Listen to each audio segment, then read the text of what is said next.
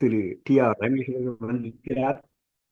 அவர் பல வழக்குகளில் வெற்றி பெற்று இன்றைய செய்தியில் கூட நாம் அவருடைய பெயரை கேட்டோம். ஒரு வழக்கில் அவர் வாதாடியது பற்றி இந்து மதத்தை காக்கவும், இந்து மத சம்பிரதாயங்களை காக்கவும், குறிப்பாக கோவிலை காக்கவும் பல வழக்குகள் தொடுத்து அவர் வெற்றி பெற்று வருகிறார். சமீபத்தில் சுராஜ்யா வார இதழில் அவர் அளித்த அருமையான பேட்டியை நாமும் நமது பிளாக்கில் வெளியிட்டிருந்தோம். பெரிய புராணத்தை வெறும் கதையாக சொல்லாமல் அதில் உள்ள ஆழமான கருத்துக்களை தக்க ஆதாரங்களுடன் பாடல்களுடன் நமக்கு விளங்கி வருகிறார். இது நாம் செய்த பெரும் பேறு என்பதில் சிறிது மையமில்லை. இதோ திரு டி.ஆர். ரமேஷ் அவர்கள் வந்திருக்கிறார். வணக்கம். திருச்சிற்றம்பலம். உலகெல்லாம் உணர்ந்தோதற்கரியவன் நில உலாவிய நீர்மலி வேணியன் அலகில் சோதியன் அம்பலத்தாடுவான் மலர் சிலம்படி வாழ்த்தி வணங்குவாம் ஊனடைந்த உடம்பின் பிறவியே தானடைந்த உறுதியைச் சாருமால் தேனடைந்த மலர்பொழில் தில்லையுள் மானடம் செய் வரதற்பொற்றால் தொழ எடுக்கும் மாக்கதை இன்தமிழ் செய்யுளாய் நடக்கும் மேன்மை நமக்கருள் செய்திட தடக்கை ஐந்துடை தாழ் செவி நீள்முடி கடற்களிற்றை கருத்துள் இருத்துவாம். திருச்சிற்றம்பலம். ஸ்ரீ மகாகணபதியுடைய பரிபூர்ண கிருபையாலே தெய்வச் சேக்கிழார் அருளிச் செய்த திருத்தொண்டர் புராணம், அதிலே ஒரு சிறிய பகுதியை இன்று பார்க்க இருக்கின்றோம். தெய்வச் சேக்கிழாருக்கு மூல நூல்களாக விளங்கியவை திருத்தொண்டர் தொகை, திருத்தொண்டர் புராணம். திருத்தொண்டர் தொகையிலே நாயன்மாரையும் தொகையடியாரையும் ஓரோர் வரியில் அல்லது 2 வரிகளில் ஆச்சாரியார் சுந்தரமூர்த்தி சுவாமிகள் பாடி கொடுத்தார். தியாகராஜ பெருமான் அடியெடுத்து கொடுக்க இவர் பாடி கொடுத்தார். அப்படி பாடுவதற்கு மேலும் சில விவரங்களை நம்பியாண்டார் நம்பி அவர்களுக்கு திருநாரையூர் பிள்ளையார் எடுத்துக் கொடுத்தார். திருத்தொண்டர் திருவந்தாதி நமக்கு கிடைத்தது. அவற்றின் அடிப்படையாக தெய்வச் சேக்கிழார் அருளிச் செய்த பெரிய புராணம். அதிலே அந்த கைலை தொடங்கி கைலையில் முடிகிறது என்று பார்த்தோம். அந்த தடுத்தாட்கொண்ட புராணத்துக்கு பிறகு தில்லைவாழந்தனர் புராணம் தொடங்கி எல்லா அடியார்களை பற்றியும் தெய்வச் சேக்கிழார் விரிவாக பாடுகின்றார். அந்த தடுத்தாட்கொண்ட புராணத்தின் இறுதி பாடலிலே அவர் சொல்கிறார், உம்பர் நாயகர் அடியார் பேருவகை தாமெய்த நம்பி யாரூரர் திருக்கூட்டத்தின் நடுவடைந்தார். அந்த தேவாசிரியின் மண்டபத்திலே அடியார்கள் கூட்டத்திலே திருத்தொண்டர் தொகை பாடி ஆச்சாரியார் சுந்தரமூர்த்திகள் அவர்கள் நடுவே சேர்ந்து கொண்டார். தம்பிரான் தோழரவர் தாம் மொழிந்த தமிழ் முறையே. அவர் எப்படி திருத்தொண்ட தொகையிலே தில்லைவாழ் அந்தரதம் அடியார்க்கும் அடியேன், திருநீலகண்டத்தன் குயவனார்க்கு அடியேன், இல்லையே எண்ணாத ஏற்பைக்கும் அடியேன் என்று வரிசையாக தொடங்கி பாடினாரோ அந்த வரிசையிலேயே நான் இந்த புராணத்தை உரைக்கின்றேன். எம்பிரான் தமர்கள் திருத்தொண்டேத்தல் உருகின்றேன். எம்பிரான் தமர்கள், எம்பிரானுக்கு உற்றவர்கள். அப்பர் சுவாமிகள் சொல்றார், உற்றார் யார் உளரோ நமக்கு இங்கு உயிர் கொண்டு போகும்பொழுது குற்றாலத்துறை கூத்தனல்லால் நமக்கு உற்றார் யார் உளர். நம்ம சிவபெருமான் நமக்கு உற்றவன் என்று பிடித்துக் கொள்ள வேண்டும். சிவபெருமான் அடியார்களை உற்றார் என்கிறான். நம் தமர் இல்லையா? நம் தமர் ஊரன் என்றான் நொடித்தான் மலை மந்திர மாமுனிவர் இவன் ஆரண. ஐராவணம் என்ற சுவாமியோட யானையில வருகிறார். கைலாயத்தை சுற்றி வரும்போது மந்திர மாமுனிவர் இவன் ஆரண. சுவாமியோட ஐராவணம் யாருமே, சுவாமியே ஏற மாட்டேங்கிறார், ரிஷபத்துல தான் போறார். அங்கே முருகப்பெருமான் வரவில்லை, கணபதி வரவில்லை, சாஸ்தா வரவில்லை, அம்பாள் வரவில்லை. வேறு ஒருவர் சுந்தர புருஷர் வருகிறாரே, இவர் யார்? யாரிடம் கேட்பது? சுவாமியிடமே கேட்டுவிட்டார். நம் தமர் ஊரன் என்றான் நொடித்தான் மலை உத்தமர். அப்படி எம்பிரான் தமர்கள் திருத்தொண்டேத்தல் உருகின்றேன் என்று அந்த வழியே தான் பாடப்போகிறார். தில்லைவாழந்தனர் முதலாக அவர்கள் சீரை உரைக்கப் போகின்றார். ஆனால் இந்த தடுத்தாட்கொண்ட புராணம் வருவதற்கு முன்பாகவே ஒரு அடியார் திருக்கூட்டத்தை பாடிவிட்டார் தெய்வச் சேக்கிழார் அவர்கள் பெருமையை. இப்படிதான் நான் சொல்றேன், சொல்லுவதில் தவறு இருந்தால் பொறுத்துக் கொள்ள வேண்டும். யார் அந்த அடியார் கூட்டம்? புகையடியார்கள் 9 பேர் இருக்காங்க இல்லையா? பொய்யடிமை இல்லாத புலவர், பத்தராய் பணிவார்கள், பரமணியை பாடுவார்கள், சித்தத்தை சிவன்பாலே வைத்தவர்கள், முப்போதும் திருமேனி பூசுகின்ற அந்த முனிவர்கள். அப்படியே திருவாரூர் பிறந்தார்கள். திருவாரூர் பிறந்தார்கள் எல்லாருக்கும் அடியேன். அந்த திருவாரூரிலே பிறந்தவர்கள் மானுடர் அல்லாமல் மற்ற உயிர்களுக்கும் திருவாரூர் பிறந்தார் எல்லாருக்கும் அடியேன். அப்போ அந்த திருவாரூரில் பிறந்த அடியார் தொகை இருக்கிறது அல்லவா, சுவாமியோட ஹிருதய கமலமாகிய திருவாரூர். அங்கே பிறந்தவர்கள் சீரை முதலிலே பேசிவிட்டார் தெய்வச் சேக்கிழார். அது திருவாரூர் நகரச்சரம். அங்கே மனுநீதி சோழர் ஆட்சி. அந்த ஆட்சியிலே அந்த ஆட்சியின் மாட்சியை காட்டுகின்ற ஒரு காட்சி, ஒரு அற்புதமான நிகழ்வு. அந்த மன்னனுடைய கோன் முறை எப்படி செங்கோல் வளையாமல் இருக்கிறது. பாண்டிய நாட்டில் செங்கோல் வளைந்து விட்டது, வளைந்து பிறகு நிமிர்ந்தது. இங்கே அந்த செங்கோல் வளையாமை மனு நீதி சோழர் அவர் ஆட்சி செய்த விதத்தில் அவருடைய பற்றற்ற தன்மை தெரிகிறது. அதனாலே முக்தி, அதனாலே பேரு, அதனாலே சிவபதம். அற்புதமான அந்த சரித்திரத்தை சிறிது பார்க்கலாம் என்று தெய்வச் சேக்கிழார் திருவடி போற்றி ஆரம்பிக்கின்றேன். திருவாரூரை பற்றி சொல்ல வந்த சேக்கிழார் தெய்வம் சொன்ன நாட்டிடை தொன்மையின் மிக்கது,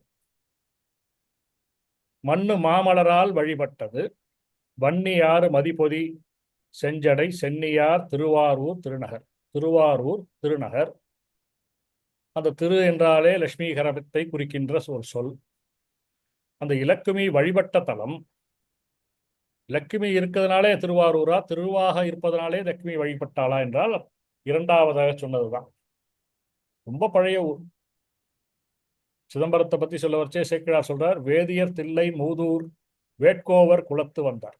திருநீலகண்ட நாயனார் புராணத்திலே முதல் பாடல், வேதியர் தில்லை மூதூர். பழமையான ஒரு சேக்கிழார் காலத்துல பழமையான ஊர். அப்ப மாத்திரம் இல்ல, மாணிக்கவாசர் காலத்திலையும் பழமையான ஊர். தில்லை மூதூர் ஆடிய சேவடி இல்லையா? அப்படி அந்த பழமையான ஊர். நாவுக்கரசர் அதோட சிதம்பரத்தோட எது முதல்ல வந்ததுன்னு ஒப்பிடுறார். திருவாரூரா சிதம்பரமா? ஒருவனாய் உலகேத்த நின்ற நாளோ என்று மணிவாசக நாவுக்கரசர் பெருமான் 6ஆம் திருமுறையிலே பாடுகின்ற அந்த பாட்டிலே, ஒருவனாய் உலகேத்த நின்ற நாளோ ஓருருவே மூவுருவும் ஆன நாளோ, திருவினால் சேர்வதற்கு முன்னோ பின்னோ திருவாரூர் கோயிலா கொண்ட நாளே. நீ திருவாரூர் கோயிலாக என்று கொண்டாய், எந்த காலத்தில், எப்படிப்பட்ட காலத்தில் அப்படின்னு கேட்கும்போது, இந்த முருகப்பெருமான் திருவவதாரம் செய்வதற்கு முன்பே சொல்றார். அர்ஜுனனுக்காக அருள் செய்ய போகின்ற காலத்தையும் குறிப்பிடுகின்றார்.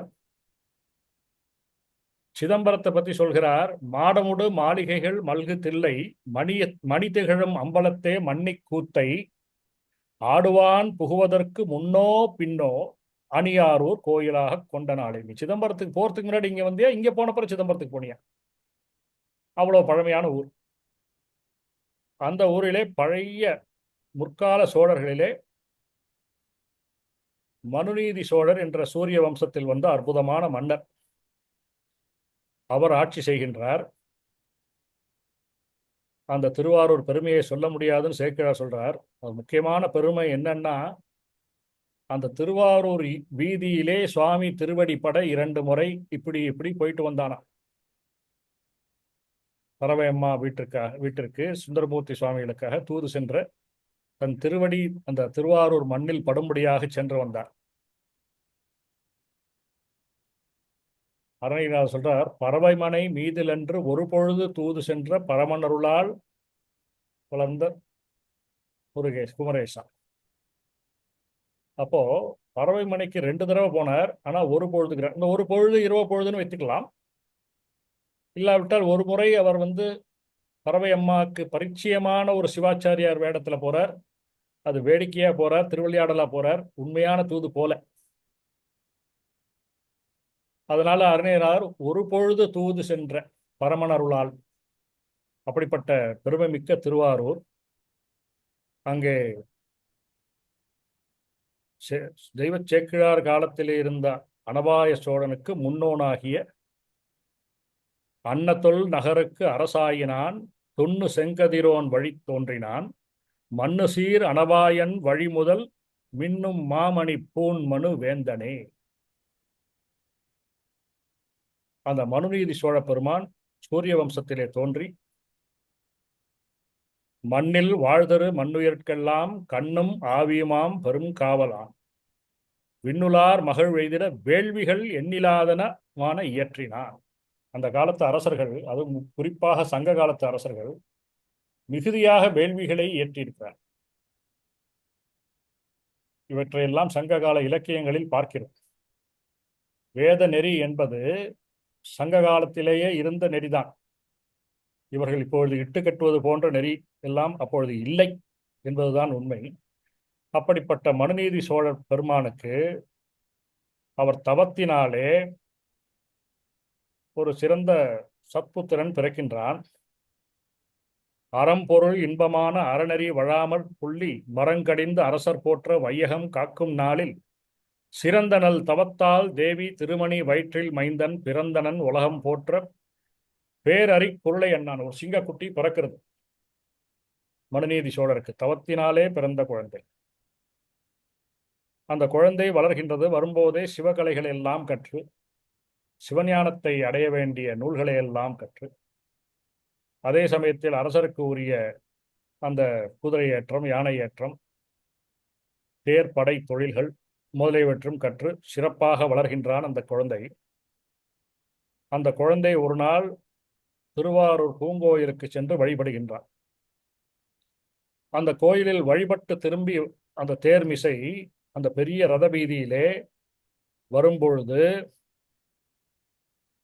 தனிப்பெரும் தர்மம் தானோர் தயாவின்றி தானை மன்னன் பணிப்பில் சிந்தனையில் உண்மை பான்மை சோதித்தால் என்ன, மனிதர் தன் வரவு காணா வண்ணமோர் வண்ணம் நல் ஆண் புனிற்றிடம் கன்று துள்ளி போந்ததம் மருகினூரே. ஒரு கண்ணுக்குட்டி அப்படி இப்படி குதிச்சு இந்த 2 முன் சக்கரம் பின் சக்கரத்துக்கு நடுவுல பூந்துருத்து. தேர் ஓடிக்கொண்டு வருகின்ற தேர் நடுவே புகுந்து விட்டது. இந்த கண்ணுக்குட்டி ஓடுவதை நீங்கள் பார்த்திருப்பீர்கள். ஆனால் அது எங்க குதிக்க போறதுன்னு அதுக்கே தெரியாது. ஒரு கண்ணுக்குட்டியை அது கட்டை அவுத்து விட்டு அது சுதந்திரமாக வந்து விட்டது என்றால், அது துள்ளி குதித்து ஓடுகின்ற பாங்கு யாராலும் எப்படி ஓடும் என்று சொல்ல முடியாது. அதை கைப்பற்றுவதற்கே அந்த அந்த மாடுகளை பார்த்து கொண்டிருக்கும் அந்த அவர்கள் எல்லாம் அஞ்சுவார்கள். என்ன காரணம்னா, அப்படி இப்படி குதிச்சு அது குழம்பு காலில் பட்டதுன்னா போச்சு. 1 மாசம் 2 மாசம் ஆகும் அந்த காயம் ஆறுவதற்கு. அவ்வளவு வேகமாக குதித்து வரும். எப்படி குதிக்கும்னு சொல்ல முடியாது. அது மாணிக்கவாசர் சொல்றார், நோயுற்று மூத்து நுந்து கன்றாய். சாதாரணமாகவே அது குதிச்சு ஓடும். அது வெறுத்து செலுத்தப்பட்ட கன்று எப்படி ஓடும்? பயந்து கொண்டு ஓடுகின்ற கன்று, அல்லது யாராவது விரட்டினால் ஓடுகின்ற கன்று. நோயுற்று மூத்து நுந்து கன்றாய் என்று சொல்கிறார் இல்லையா மாணிக்கவாசகர். அது மாதிரி இந்த கண்ணுக்குட்டி எப்படி ஓட போறதுன்னு அதுக்கே தெரியாது. அது இஷ்டத்துக்கு ஓடி தேர் சக்கரத்துக்கு நடுவில் மாட்டி கொண்டு விட்டது. அது மேலே சக்கரம் ஏறிவிட்டது. அது அந்த கன்றுக்குட்டியின் உயிர் போய்விட்டது. அப்போ அந்த அரசியலன் குமரன், மற்றது கண்டு மைந்தன் வந்தது இங்கு அபாயம், பெரிய நடக்கக்கூடாது நடந்துவிட்டது என்று சொத்தடுமாறி நெஞ்சில் துயரொழுந்து அறிவழிந்து பெற்றமும் கன்றும் இன்றன் உணர்வெனும் பெருமை மாளச் செற்றடன் என் செய்கேன் என்று தேர் நின்று இழுந்து விழுந்தான். தேர்லேருந்து குதிச்சு விழுந்து விட்டார். அந்த அரசியலன் குமரன் ரொம்ப வருத்தம். அதோடைய தாய் கதறுகின்ற காட்சியை பார்க்கின்றான். அலறு பேர் ஆவை நோக்கி ஆருயிர் பதைத்து சோறும் நிலமிசை கன்றை நோக்கி நெடுதுயர்த்து இறங்கி நிற்கும். இந்த அம்மா வருத்தப்படுறதை பார்க்கிறான். அந்த கண்ணுக்குட்டி உயிர் போன அந்த உடலை பார்க்கின்றான். மலர்தலை உலகம் காக்கும் மனுவெனும் எங்கோமானுக்கு உலகில் இப்பழி வந்து எய்த பிறந்தவான் ஒருவன் என்பான். இப்படிப்பட்ட உத்தமமான மன்னருக்கு ஒரு ஒரு அபவாதத்தை உண்டாக்குகின்ற மைந்தனாக பிறந்து விட்டேனே என்று உடனடியாக இந்த பழியை மற்றவர்கள் சொல்லி மாற்ற வேண்டியதில்லை, நானே சென்று என்னுடைய தண்டனை என்ன என்று கேட்டு, யாரிடம்? இந்த ஒரு பசு வதை செய்ததற்கு சாத்திரங்கள் பிரகாரம் என்ன பிராயச்சித்தம் செய்ய வேண்டும் என்பதை கற்றறிந்த சாத்திர வல்லுநர்கள் அந்தணர்கள் பால் சென்று கேட்பேன் என்று அவனாகவே முன் சென்று தண்டனைக்கு உரியதை ஏற்றுக்கொள்ள சென்று விட்டான். இந்த கண்ணுக்குட்டியின் தாய் என்ன செய்கிறது? மிகுந்த வருத்தப்பட்டு அரசனுடைய அரண்மனை வாயிலிலே ஒரு ஆராய்ச்சி மணி இருக்கிறது. குடிமக்கள் யாருக்கேனும் துன்பம் நேர்ந்தால் அல்லது அரசனை அவர்கள் அழைக்க நேரிட்டால் அந்த மணியை அவர்கள் ஓசை எழுப்ப வேண்டும், மணியை அசைத்து. இந்த தாய் பசு அதை அங்கே சென்று தன் கொம்பினாலே அதை மோதி அந்த சத்தத்தை எழுப்பியது. அந்த எழுப்பிய போது அந்த மன்னன் அதிர்ச்சியுற்று அதை கேட்கின்றான். ஏதோ அசம்பாவிதம். அப்போ வந்து பார்க்கின்றார். ஆராய்ச்சி மணி இருக்கின்ற இடத்திற்கு மனுநீதி சோழர் பார்க்கிறார். அந்த வேந்தனிடம் அங்கே இருக்கின்ற காவலர்கள் சொல்கின்றார்கள், ஈங்கிதோர் பசு வந்து எய்தி இறைவ நின் கொற்ற வாயில் தூங்கிய மணியை கோட்டால் துலக்கியது என்று சொன்னார். இந்த மணியை, அப்படியே இருக்கின்ற மணியை இந்த பசு வந்து கொம்பினாலே முட்டி சப்தத்தை எழுப்பியது. அந்த பசு ஒரு மிகுந்த வருத்தத்தோடு இருக்கின்ற அந்த கண்ணீர் சோர இருக்கின்ற பசுவை பார்க்கின்றான். வருந்திய பசுவை நோக்கி என் இதற்கு உற்றதென்பான் அமைச்சரை இகழ்ந்து நோக்கி. இந்த நாட்டில் ஏதோ அசம்பாவிதம் நிகழ்ந்து விட்டது, அந்த பசுவுக்கு ஒரு அநீதி நிகழ்ந்து விட்டது, எப்படி நடக்கலாம் என்று மன்னரை இகழ்ச்சியுடன் பார்த்து அந்த வரும் பொருள் உரைக்கின்ற அமைச்சர் மன்னனை வணங்கி சொல்கின்றார், வளவ நின் புதல்வன் ஆங்கோர் மணி நெடும் தேர் மேல் ஏறி, மிக்க உயரமான அந்த தேரிலே ஏறி தானை சூழ அரசுலாம் தெருவில் போகும்போது, ராஜபாட்டையில் மெயின் ரோட்ல போறார் உங்க பையன் இளவரசர், அவரை சுற்றி படைகள் எல்லாம் செல்லுகின்றன, பெரிய தேர்ல போறார். இளைய ஆண் கன்று தேர்க்கால் இடை புகுந்து இறந்ததாக தளர்வுறும் இத்தாய். இந்த பசுமாடு ஏன் வருந்துறது என்றால், ஒரு கண்ணுக்குட்டி சக்கரத்துக்கு நடுவுல புகுந்து விட்டது, புகுந்து அதன் உயிர் பிரிந்து விட்டது, இதெல்லாம் நடந்தது என்று அந்த அமைச்சர் எல்லாம் அறிந்து கொண்டு அவருக்கு சொல்கிறார். அதை கேட்டவுடனே மன்னனுக்கு மிக்க வருத்தம். அந்த தாய் பசு எவ்வளவு வருத்தமுற்றதோ அந்த அளவு வருத்தமுற்றாராம்.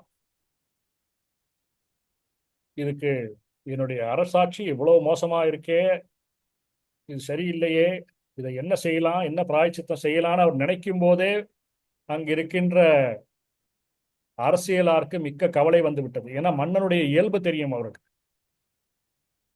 அப்போ அந்த அமைச்சர் சொல்றார், மந்திரிகள் அது கண்டு மன்னவனை அடிவணங்கி சிந்தை தளர்ந்த அருளுவது,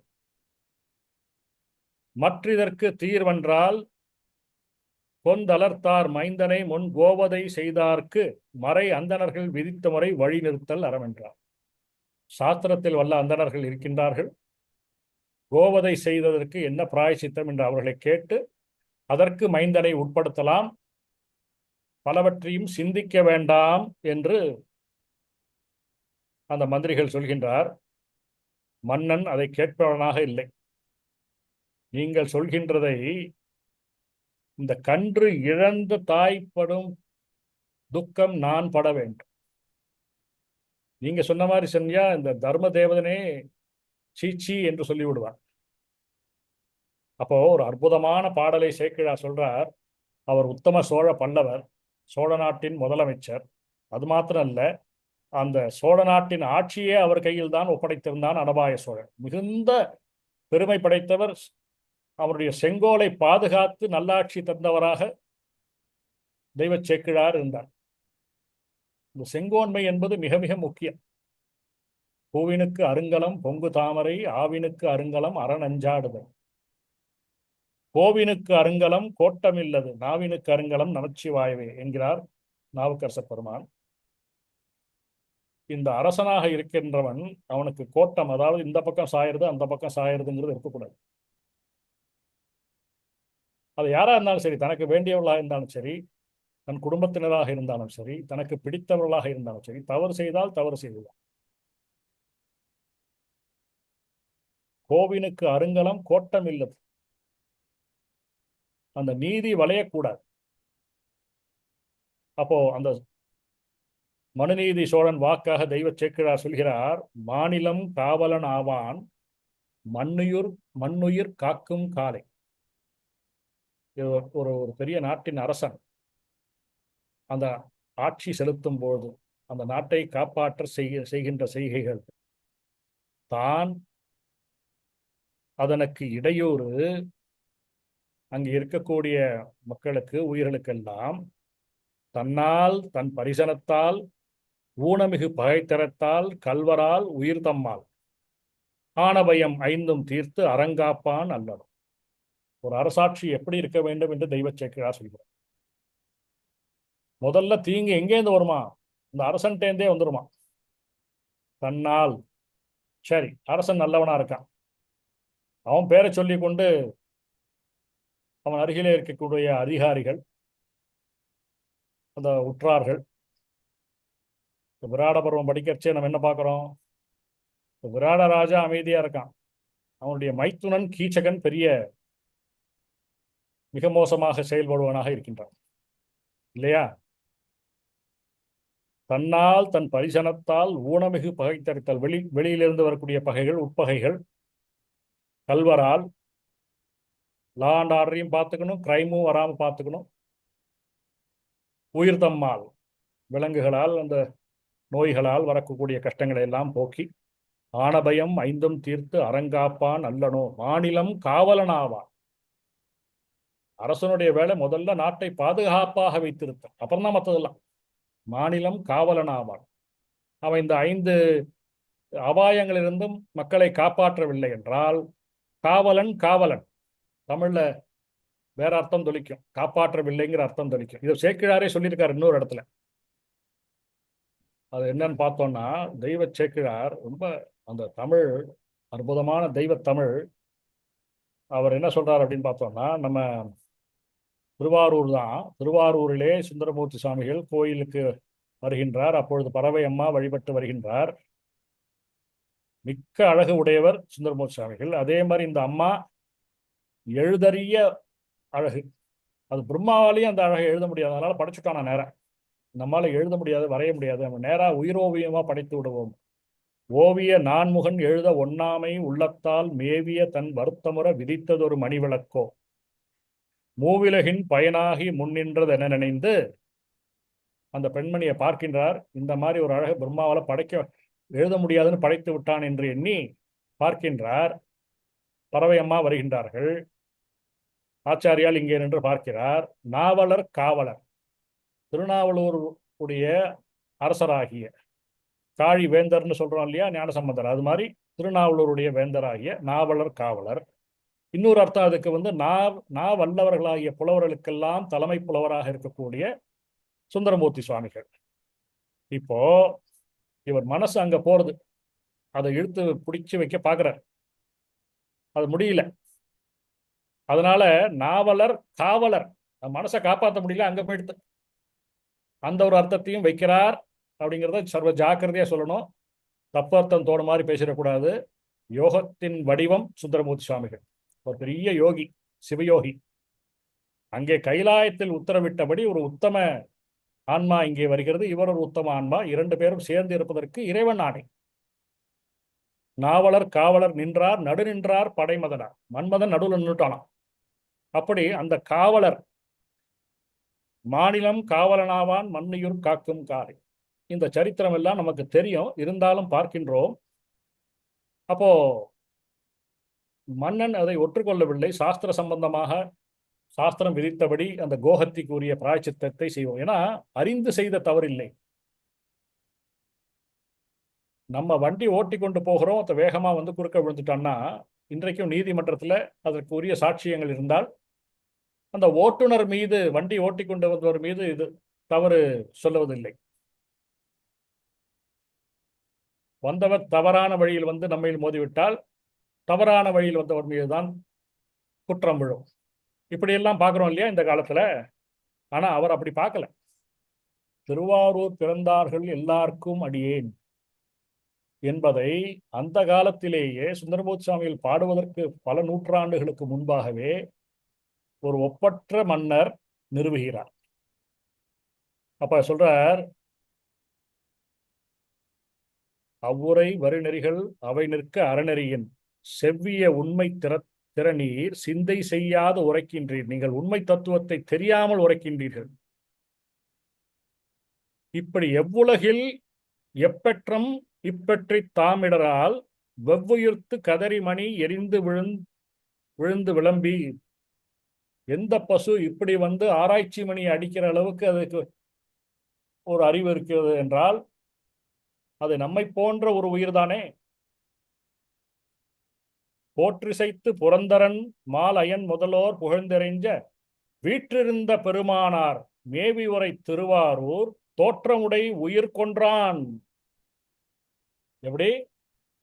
திருவாரூர் பிறந்தார்கள் எல்லாருக்கும் அடியேன். யார் உறக்க சொல்றார்? மனுநீதி சோழர் சொல்றார். எப்ப சொல்றார்? தில்லைவாழ்ந்தனதம் அடியார்க்கும் அடியேன் திருத்தொண்டத்தகை பாடுவதற்கு பல நூற்றாண்டுகளுக்கு முன்பாக சொல்கின்றார். போற்றிசைத்து புரந்தரன் மாலயன் முதலோர் புகழ்ந்து இறைஞ்ச வீற்றிருந்த பெருமானார், திருவாரூர் வீதி விடங்க பெருமான் அப்படி ராஜா உட்கார்ந்துருக்கார். அந்த ராஜதானியில மேவி உரை திருவாரூர் தோற்றமுடை உயிர் கொன்றான். அங்கே தோன்றிய உயிர் இந்த கண்ணுக்குட்டி, அதை கொன்றான் இளவரசன். ஆதலினால் துணி பொருள்தான் ஆற்றவும் மற்றவர் கொள்ளும் அதுவோயாம் என நினைமின். அதனால இது சாதாரண கண்ணுக்குட்டி, அக்ரிணை அப்படிலாம் நினைக்க கூடாது என்று சொல்லி அந்த அமைச்சரை அந்த அவர் மீது தேர்காலில் ஊறச் சொல்ல அதே தண்டனையை கொடுக்க சொல்றார். அந்த இளவரசன் அந்த மைந்தனை இந்த வீதியிலே படுக்க வைத்து அவன் மேலே தேரை ஓட்டுவீராக என்று சொல்லுகிறார். அந்த அமைச்சர் ஒத்துப்பாரா? ஒரு மைந்தன் தன் குலத்துக்கு உள்ளான் என்பதும் உணரான். அவர் என்ன பண்றார்? அவர் போய் தன்னோட உயிரை விட்டுடுறார். இப்ப அரசனே வரான். ஒரு மைந்தன் தன் குலத்துக்கு உள்ளான் என்பதும் உணரான், தருமம் தன் வழிச்செல்கை கடனென்ற தன் மைந்தன் மருமம் தன் தேராழி உறவுர்ந்தான் மனுவேந்தன் அருமந்த அரசாட்சி அரிதோ மற்றெளிதோதான். இந்த அரசாட்சிங்கிறது சாதாரண விஷயமானு தெய்வ சேக்கிழார் கேட்கிறார். யாரு? Prime minister. அவர் கேட்கிறார். சோழ ராஜதானியின் முதல் அமைச்சர் உத்தம சோழ பல்லவர்.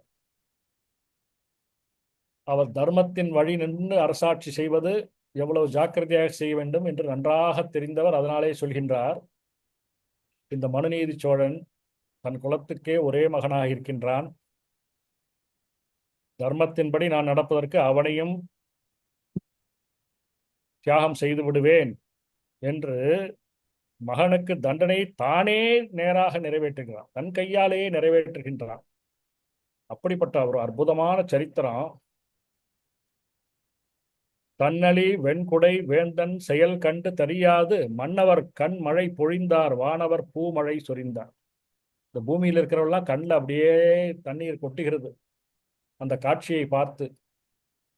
மன்னன் அறவழி நிற்கின்றான், ஆனால் மைந்தன் உயிர் போகின்றது. அந்த காட்சியை அவர்களால் பார்க்க முடியவில்லை, கண்ணிலே நீர் சொரிகின்றது. அப்படி பார்க்கும்போது திடீரென்று வானவர்கள் பூமழை சொரிகின்றார்கள். அன்னலவன் கண்ணெதிரே அணிவீதி மழைவிடை மேல் விண்ணவரத்துடன் நின்றான் வீதி விடங்க பெருமான்.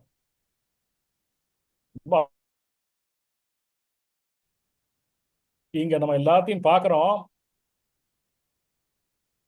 இளையான்குடி மாறநாயனார் ரொம்ப கஷ்டப்பட்டு அவர் மனைவியும் அவரும் நடுநிசியிலே கொற்ற மழையில அடியாருக்கு அன்னம் பாலிப்பு செய்ய முற்பட்ட போது சுவாமி வெளிப்படுறார். மானக்கஞ்சாரர் தன் மகள் திருமணத்தின் போது அந்த கூந்தலை அறிந்து கொடுத்து நீட்டும் போது சுவாமி வெளிப்படுறார். இயற்பகை நாயனார் மனைவியை யாசித்தவருக்கு கொடுத்து தன் சுற்றத்தாரையும் வெட்டி வீழ்த்திய அந்த நிலை கண்டு சுவாமி காட்சி கொடுக்கிறார். வென்ற ஐம்புலனால் மிக்கீர் என்று திருநீலகண்ட குயவனாரும் அவர் திருமனைவியாரும் அந்த மிகப்பெரிய விரதத்தை என்றும் கைவிடாத அந்த செயலை திருநீலகண்டத்தின் காதலாலே, அந்த அந்த பெயரின் காதலாலே வந்த அந்த செய்கையை சுவாமி காட்சி கொடுக்கிறார். சிறுத்தொண்ட செய்த அரிய செயலுக்காக காட்சி கொடுக்கின்றார். இங்கே என்ன பக்தி மேலிடுகிறது என்று பார்த்தால், தர்மத்தின் மீது உள்ள பக்தி, திருவாரூர் பிறந்த உயிர் மீது உள்ள பக்தி. இது சில பேர் சொல்லி கேட்டிருக்கேன். இது பெரிய புராணத்தில் இது பாட வேண்டிய அவசியம்தானா அப்படிங்கிற மாதிரி கூட பேசியிருக்கிறார். ஏன்னா திருத்தொண்ட தொகையில் பாடப்பெற்ற 60 பேரை பாடினார் சுந்தரமூர்த்தி சுவாமிகள். 60 பேரை பாடி என்னவனாம் அரணடியே அடைந்திட்ட சடையன்னு அவர் அப்பா பேரை சொல்லி, இசைஞானி காதல்னு சொல்லி அவன் அம்மா பேரை சொல்லி, அன்னவனாம் ஆரூரன் சடையநாயனார் இசைஞானி அவர்களுடைய புதல்வனாகிய நான் அடியேன் பாடினேன்னு நம்பியாண்டார் நம்பி 60 63 ஆக்கிட்டார். ரொம்ப சந்தோஷம், நமக்கெல்லாம் பாக்கியம் நிச்சயமா உண்டு. அப்படி அந்த 63ஓட 9 72. அதை தாண்டி மனுநீதி சோழன் வருகிறாரா என்றால் வரவில்லை. அவர் எப்படிப்பட்ட பக்தர்? திருவாரூர் பிறந்தார்கள் எல்லாருக்கும் அடியே என்பதை சிறிதும் வழுவாமல், அந்த காலத்திலேயே யாரும் சொல்லிக் கொடுக்காமல் இயல்பாகவே தர்ம நெறிப்படி நடக்கின்ற, அதாவது நம்ம வள்ளுவர் சொல்வார், வீணால் படாமை நன்றாற்றின் அசுதருவன் வாழ்நாள் வழியடைக்கும் கல் அப்படிம்பார். மிச்சம் இருக்கிற நாளையாவது உருப்படியா செஞ்சோன்னா அந்த வாழ்நாள் வழியடைக்கும் கல்லும்பார். இந்த வீணால் இல்லாமல் வாழ்நாள் முழுவதுமே தர்மத்தின் வழி நின்று உயிர்களை காப்பாற்றி தன்னலம் நோக்காது, அப்படி இருந்தா பரமேஸ்வரன் நேர பிரத்யட்சமா காட்சி கொடுக்கிறான்ங்கிற ஒரு அற்புத செயல். இங்க பக்தி செயலுக்காகவோ அருஞ்செயல், வேற அருஞ்செயல், பக்தியை ஒட்டி அருஞ்செயலுக்காகவோ இல்லை. தர்மத்தின் வழி நின்று இருப்பது பரமேஸ்வரனுக்கு ரொம்ப பிடித்த விஷயம். இந்த சுவாமிக்கு எது பிடிக்காதுன்னா பொய் பிடிக்காது. தர்மத்தின் வழி நிக்கலைன்னா பொய்ன்னு அர்த்தம். மாணிக்கவாசர் சொல்றார், பொய் விட்டு உடையான் கழல் புகவே அப்படிங்கிறார். பொய் விட்டு உடையான் கழல் புகவே, யானும் பொய்யும் புறமே போந்தோம் அப்படிங்கிறார் இல்லையா? அதுக்கு இன்னொரு அர்த்தம் என்ன அப்படின்னா, யான்கிறது அகங்காரம், அமகாரம், பொய். இது ரெண்டும் போயிடுச்சுன்னா சுவாமிகிட்ட போயிடலாம். நான்கிற எண்ணம் இருக்கக்கூடாது. நானினும் அகந்தை வெண்டேன் ஆனந்தம் கொண்டேன், நான் கெட்டவா பாடி தெல்லேனம் கொட்டாமல். அப்படி நாட்டில் உள்ளவர்கள் என்ன நினைத்தாலும் நினைத்து விட்டு போகட்டும், நான் தர்மத்தின்று மாறமாட்டேன். இது திருவாரூர், இது தியாகராஜ சுவாமி அரசன், நான் அவனுடைய அடிமை, அவனுக்காக நான் இங்கே ஆட்சி செய்கிறேன். திருவனந்தபுரத்திலே பத்மநாப சுவாமிக்கு அடிமையாக அந்த திருவனந்தபுரத்து அரசர்கள் சொல்லிக் கொள்வார்கள். அவர்கள் செய்கின்ற அரசாட்சி பத்மநாப சுவாமி சார்பாக செய்கின்ற அரசு. திருப்படித்தானம் என்று தங்களுடைய உடைவாளை சுவாமியுடைய திருவடி கீழே வைத்து அந்த அந்த நாட்டு முழுவதையும் சுவாமிக்கே சமர்ப்பணம் செய்து விட்டார் அன்று இருந்த திருவனந்தபுரம் அரசர். அவர்கள் தோன்றல்கள் எல்லாமே அந்த பத்மநாப சுவாமியின் அடிமையாக வருகின்றார்கள் இல்லையா?